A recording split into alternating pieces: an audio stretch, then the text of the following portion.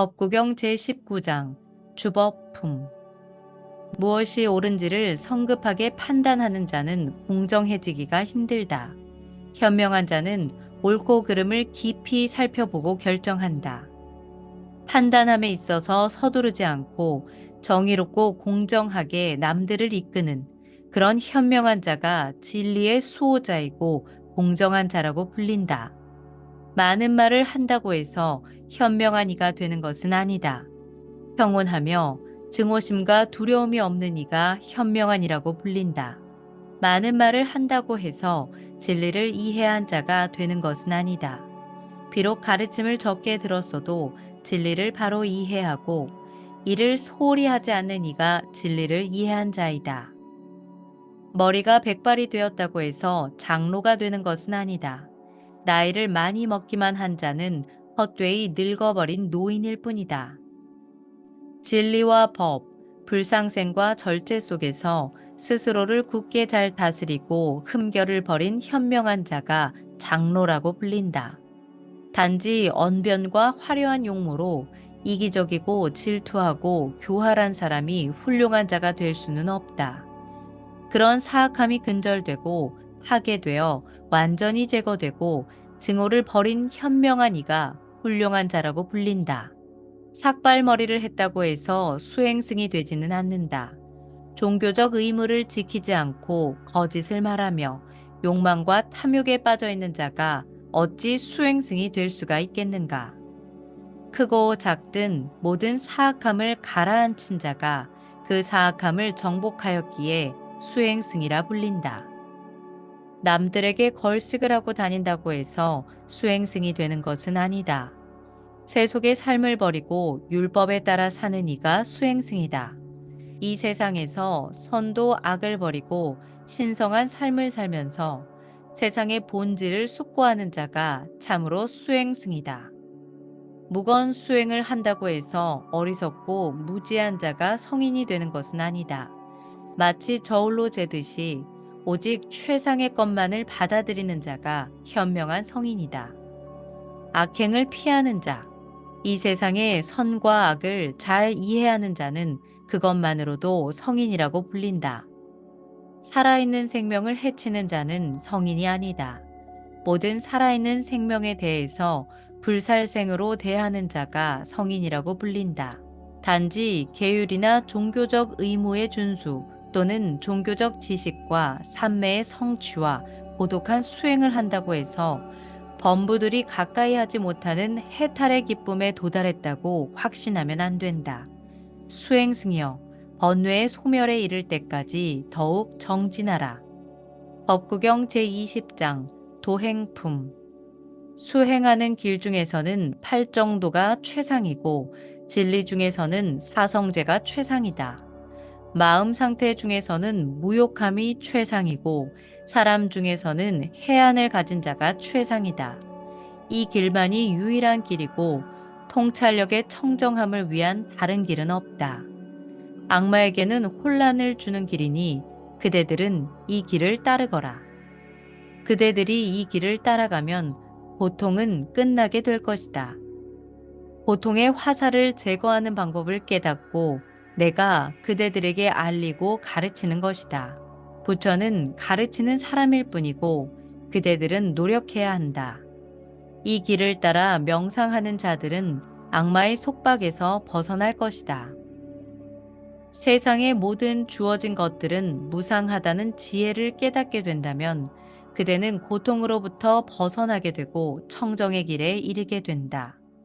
세상의 모든 주어진 것들은 고통이라는 지혜를 깨닫게 된다면 그대는 고통으로부터 벗어나게 되고 청정의 길에 이르게 된다. 세상의 모든 현상들은 실체가 없고 무아라는 지혜를 깨닫게 된다면 그대는 고통으로부터 벗어나게 되고 청정의 길에 이르게 된다.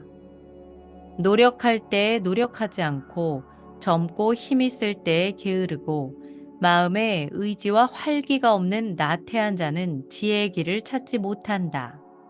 말을 조심하고 마음을 잘 다스리고 몸으로 악행을 하면 안 된다. 이 세 가지 행위의 길들을 청정히 수행한다면 부처가 가르친 길에 이르게 된다.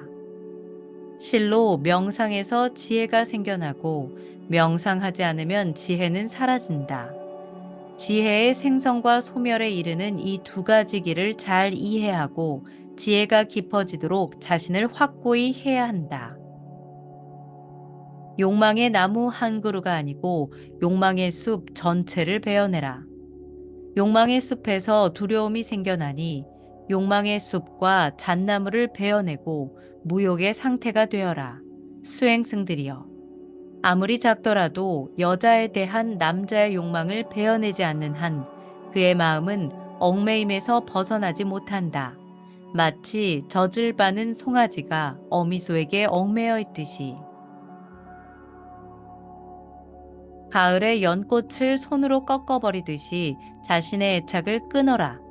부처가 가르친 열반에 이르는 평온의 길을 닦아라. 여기서 장마철을 보내고 여기서 겨울철과 여름철을 지낼 것이다. 어리석은 자는 다가오는 삶의 재앙을 깨닫지 못하고 이렇게 생각한다. 자식과 가축에 빠져 집착하는 마음으로 사는 사람을 죽음은 휩쓸어 간다. 마치 거대한 홍수가 잠든 마을을 휩쓸어 가듯이. 아들도 아버지도 그 어떤 친척도 그대를 죽음으로부터 보호하지는 못한다.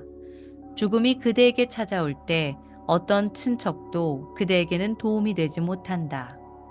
현명한 자는 이런 이치를 깨닫고 서둘러 계율과 덕행으로 열반에 이르는 길을 청정하게 닦는다. 법구경 제21장 광연품.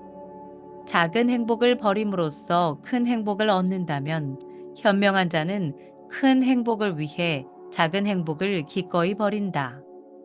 남에게는 고통을 주면서 자신의 행복을 얻고자 하는 자는 원한으로 얽혀서 원한으로부터 벗어나지 못한다. 해야 할 일은 소홀히 하고 해서는 안 되는 일을 행하는 교만하고 나태한 자의 번뇌는 늘어만 간다.